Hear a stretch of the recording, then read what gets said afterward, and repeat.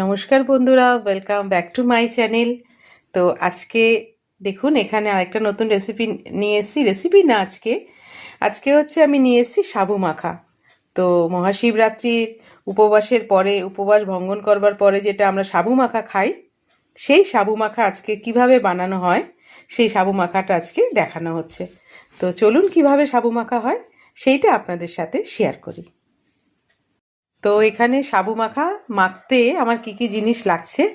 তো এখানে আমি বড় দানার সাবু নিয়েছি, যেটা প্রায় আমি 6-7 ঘন্টা কিন্তু ভিজিয়ে রেখেছি। বড় দানার সাবু ভিজতে কিন্তু একটু টাইম নেয়। দেখুন একদম নরম হয়ে গেছে। তো এখানে আমি বড় দানার সাবু নিয়েছি, এই 400-র মতো সাবুদানা নিয়েছি, যেটা আমার 8 ঘন্টা ভিজানো ছিল। আর এখানে আমি নারকেল কুড়ো নিয়েছি 1 বাটি। চিনি আমি এখানে নিয়েছি প্রায় আমি 100-150 গ্রামের মতো চিনি নিয়েছি। যদি আবার লাগে মিষ্টি তো দেখে আমি তারপরে আবার মিষ্টি দেব। আর এখানে আমি 2টো কলা নিয়েছি।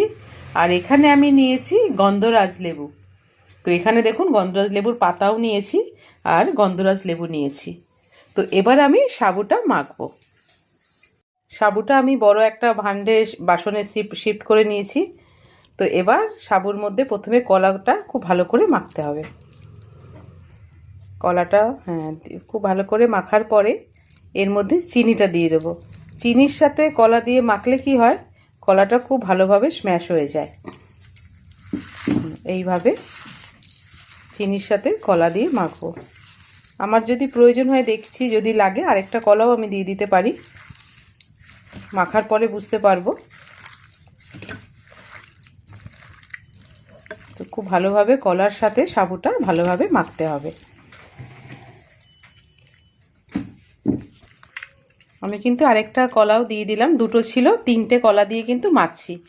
তো কলাগুলো কিন্তু আমি এখানে নিয়েছি সিঙ্গাপুরি কলা।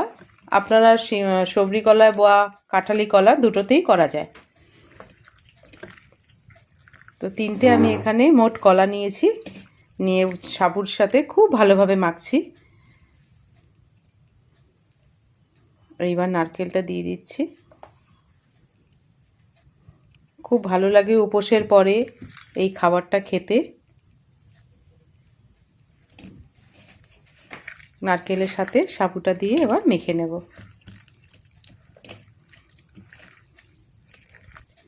তো এবার লাস্টে আমি যেটা গন্ধরাজ লেবু পাতাটাকে জাস্ট দিয়ে দেবো আর লেবুটাকে দিয়ে দেবো শুধুমাত্র এর সেন্টের জন্যে।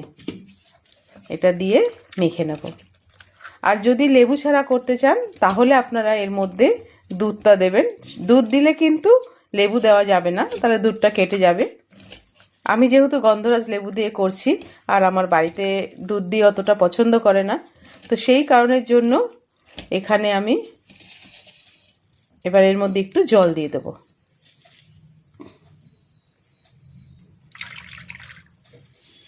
জল দিয়ে কিন্তু লেবু পাতার সাথে কখনো করে দেখবেন, খুব ভালো লাগে খেতে। কারণ উপোসের পরে না মুখটা একটু অন্য টাইপের হয়ে যায়, তো এইভাবে খেলে ভালো লাগে খেতে। তো মাখা কমপ্লিট হয়ে গেছে। আমি লেবু পাতা আর লেবু কিছুক্ষণ রাখার পর কিন্তু আমি এগুলোকে তুলে ফেলেছি, কারণ বেশিক্ষণ লাগলে রাখার পরে কিন্তু ওটা একটা তেতো ভাব এসে যেতে পারে। তো সেই কারণের জন্য আমি লেবুটা তুলে ফেললাম। তুলে রেখে আমি কিন্তু আলাদা করে নিলাম সাবুটা। তো কমপ্লিট হয়ে গেছে পুরোপুরিভাবে আজকে সাবু মাখা।